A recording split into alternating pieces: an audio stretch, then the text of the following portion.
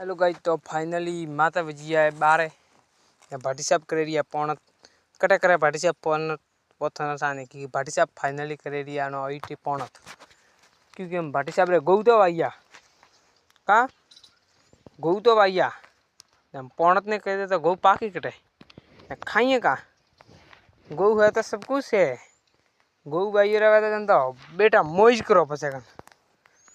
ठीक है गाइस। तो थे गौ बाबा गोवर एम सीजन हाले फुल ओडिया एक पचाकन मोल लोकड़े हेगन खाजियो अब बारो भाटी साहब रे 2 व्हीलर पानी हाले रियो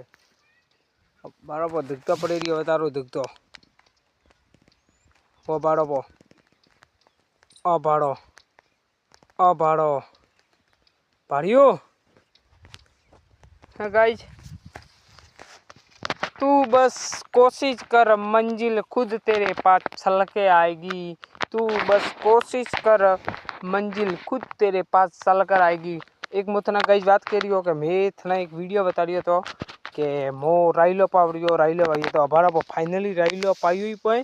राइलो ऊँगो ही पे देखो गाइस देखो गाइस और राइलो फाइनली ऊँगो ही पे देखो गाइस देखो पूरा में यो देखो गाइस जम बीज बार पाणो है थोड़ा दारा पड़ी पासो गाइस पाणो पड़ी हमें गौ पावड़िया गौ ऊँगी के पासा थना बतारू या बाड़ा गौ भाइयों रहा है या बाड़ो ठीक है गाइस।